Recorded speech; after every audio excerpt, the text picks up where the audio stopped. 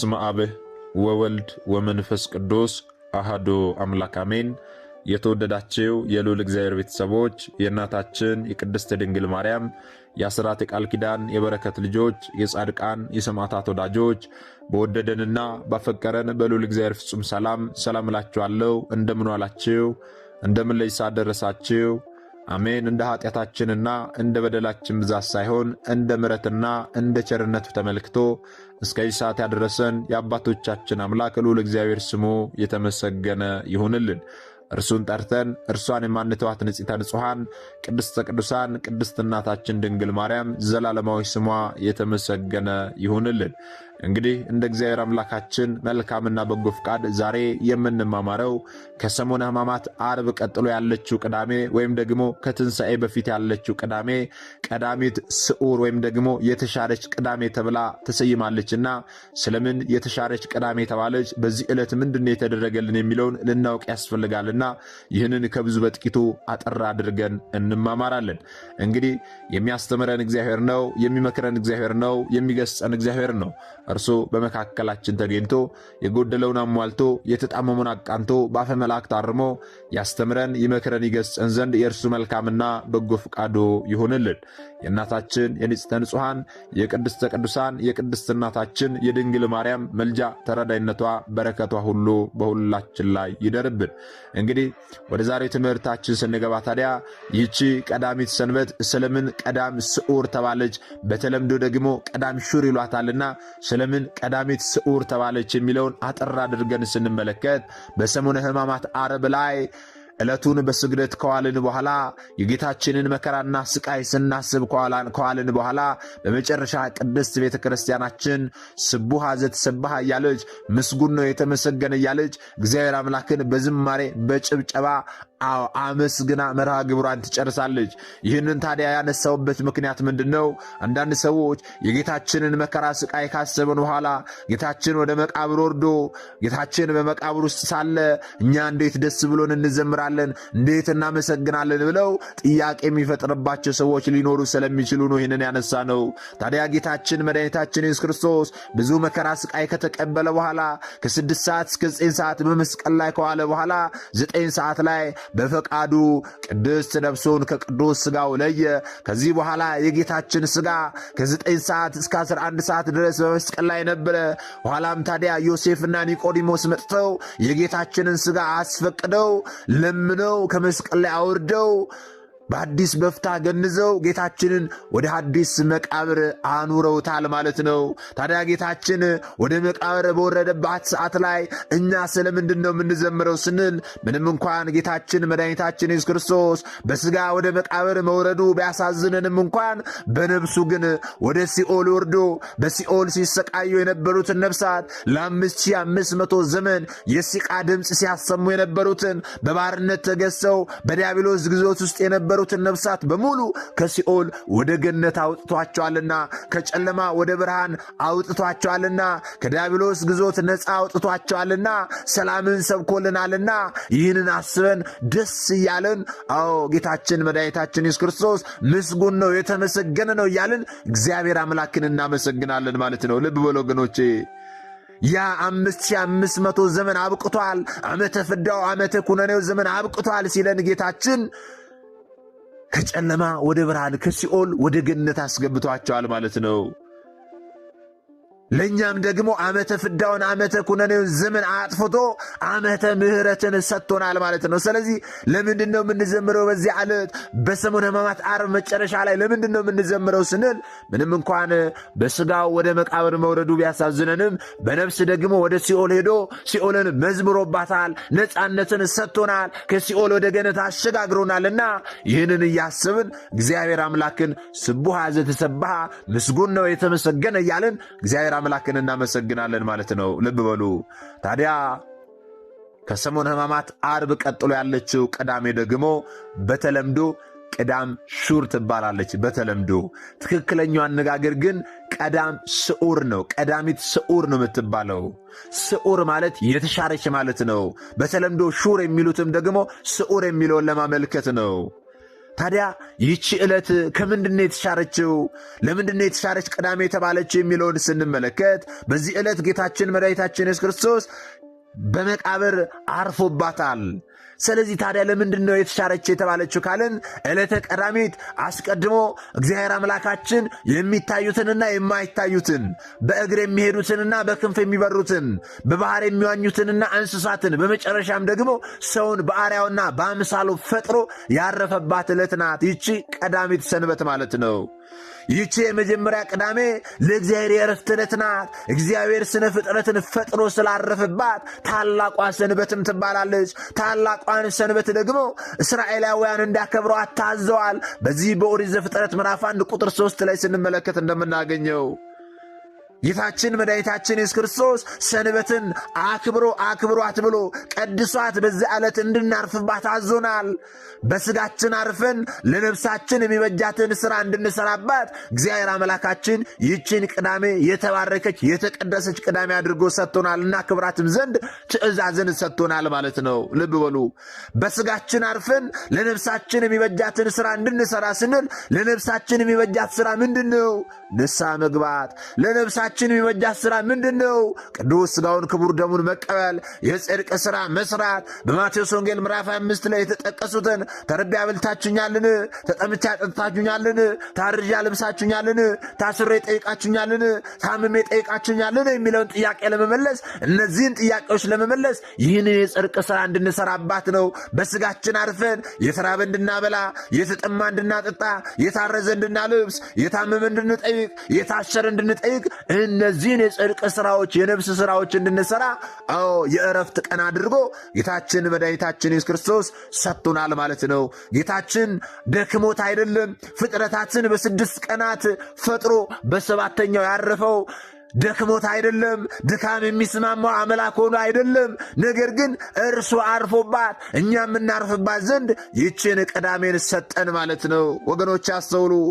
ታዲያ በእንዲህ ሁኔታ በብሉይ ኪዳን ከታዘዝን በአዲስ ኪዳን ደግሞ በዚህ ዕለት የተለየ የድህነት ሥራ ተከናውኖባታል። ጥንት ስነ ፍጥረትን በመፍጠር ዕረፍት የተደረገባት ይቺ ቀዳሚት ሰንበት በአዲስ ኪዳን ደግሞ የፍጥረት ቁንጮ የሆነውን አዳምን ለማዳን ሕማምና ሞት የተቀበለው ቸሮ አምላካችን በመቃብር አርፎባታል። በዚህ በማቴዎስ ወንጌል ምዕራፍ 27 ቁጥር 61 ላይ እንደምንመለከተው ጌታችን መድኃኒታችን ኢየሱስ ክርስቶስ በዚህ ዕለት በመቃብር አርፎባታል ማለት ነው። በዚህ ዕለት ጌታችን መድኃኒታችን ኢየሱስ ክርስቶስ በከርሰ መቃብር አርፎ የዋለባት ዕለት በመሆኗ ቀዳሚት ስዑር ትሰኛለች፣ ወይም ደግሞ የተሻረች ቅዳሜ ተብላለች ማለት ነው። ለምንድን ነው የተሻረች ቅዳሜ የተባለችው ካልን ደግሞ በዓመት አንድ ቀን ብቻ ስለምትጾም ነው። ለምንድን ነው በዓመት አንድ ጊዜ ብቻ የምትጾመው ስንል እንደ ቅድስት ቤተ ክርስቲያናችን አስተምሮ መሠረት 5 የግዝት በዓላት አሉ። ከመላእክት ወገን ቅዱስ ሚካኤል ወር በገባ በ12፣ ከሰው ወገን እመቤታችን ቅድስት ድንግል ማርያም ወር በገባ በ21፣ ከአጋዕዝተ ዓለም ከቅድስት ሥላሴ ደግሞ እግዚአብሔር ወልድ ወር በገባ በ29። እንደዚሁም ደግሞ ቅዳሜና ሰንበት 5 የግዝት በዓላት አሉ። በቀዳሚት ሰንበትና በሰንበተ ክርስቲያን ከእህልና ከውሃ ተከልክለን እስከ 9 ሰዓት ድረስ ስለማንጾም መጾም ስለማይገባ ምናልባት አጽዋማት እንኳን ሲገቡ ከጥሉላት ምግብ ወይም ደግሞ ከቅቤ ከወተት ከመሳሰሉት ነገር እንታቀባለን እንጂ ከእህል ውሃ ተከልክለን እስከ 9 ሰዓት ስለማንጾም በዚህች ዕለት ግን ጌታችን በመቃብር ስላደረባት በዓመት አንድ ጊዜ ሽረናት ስለምንጾምባት የተሻረች ቅዳሜ ወይም ደግሞ ቀዳሚት ስዑር ተብላለች ማለት ነው። ይኸውም ደግሞ ስለምንድን ነው ስንል እመቤታችን ቅድስት ድንግል ማርያምና ወዳጆቹ ቅዱሳን ሐዋርያት ጌታችን መድኃኒታችን ኢየሱስ ክርስቶስ ተላልፎ ከተሰጠባት ከሐሙስ ማታ 3 ሰዓት ጀምሮ እስከ ትንሣኤው ዕለት ድረስ ትንሣኤ ትንሣኤውን ሳናይ እህል ውሃ እንቀምስም ብለው ጾመዋል። እህል ውሃ ባፋቸው አልዞረም። ምክንያቱም ይመኩበትና ተስፋ ያደርጉት የነበረ አምላካቸው በመቃብር ስላረፈ ዕለቷን ሞቱን በማሰብ ትንሣኤውን በመናፈቅ በጾም አክብረዋታል ማለት ነው። አስተውሉ። ስለዚህ ከቅዱሳን ሐዋርያት በቅብብሎች በመጣው ትውፊት መሠረት ቅዱሳን ሐዋርያት በማዘን ቅዱሳን ሐዋርያት በጾምና በመጸለይ ዕለቷን እንዳከብሯት የተዋሕዶ ልጆችም የተቻላቸው ሐሙስ ማታ ጥቂት ነገር ቀምሰው እስከ ትንሣኤው ድረስ ይቆያሉ፣ ያከፍላሉ። ያልተቻላቸው ደግሞ ዓርብ ማታ ከስግደት መልስ ጥቂት ነገር ቀምሰው እስከ ትንሣኤው ድረስ ይቆያሉ፣ ያከፍላሉ። ስለዚህ የማትጾሟ ቅዳሜ ስለተጾመች ሽረናት ስለተጾመች በዓመት አንድ ጊዜ ብቻ ስለምትጾም ቀዳሜት ስዑር ወይም ደግሞ የተሻረች ቅዳሜ ተብላ ትጠራለች ማለት ነው። ምክንያቱም ቀዳሜ ስዑር የተሻረች ቅዳሜ ስንል ይቺ ቅዳሜ አትጾምም። በሌላው ጊዜ አጽዋማት እንኳን ቢገቡ ከእህልና ከውሃ ተከልክለን አንጾማትም ቅዳሜንና እሁድን ማለት ነው። ነገር ግን በዓመት አንድ ጊዜ ብቻ በሰሙነ ሕማማት ዓርብ ቀጥሎ ያለችው ቅዳሜ ብቻ ቀዳሚት ስዑር ተብላ ተሰይማ ጌታችን በከርሰ መቃብር አርፎባታልና የጌታን ትንሣኤ በመናፈቅ ይችን ዕለት እንጾማታለን ማለት ነው። እንጸልያለን፣ እንጾማለን ማለት ነው በዚህ ዕለት። ስለዚህ የተሻረች ቅዳሜ ተብላለች ማለት ነው። ልብ በሉ። ታዲያ በዚህ ዕለት ከሰኞ ከሆሳና ማግስት ጀምረው እስከ ዓርብ ድረስ በስግደትና በጾም ያሳለፉ ምእመናን በዕለተ ቀዳሚት በቅጽረ ቤተ ክርስቲያን ይሰበሰባሉ። የጠዋቱ ጸሎት ሲፈጸም ካህናቱ ገብረ ሰላም በመስቀሉ ሰላምን መሠረተ እያሉ በቤተ ክርስቲያን ለተሰበሰቡ ምእመናን ቄጤማ ያድላሉ። ቄጤማ ስለምንድን ነው የሚያድሉት ስንል ቄጤማ የምሥራች ምልክት ነው። ይቺ ቀዳሚት ሰንበት በሌላ በኩል ለምለሚቱ ቅዳሜ ተብላም ትጠራለች። ካህናት ለምእመናን ለምለም ቄጤማ የሚያድሉበት ዕለት ስለሆነ ለምለሚቱ ቅዳሜም ትባላለች። ቄጤማውንም ደግሞ ምእመናን እስከ ትንሣኤ ሌሊት ድረስ በራሳቸው ላይ ያስሩታል።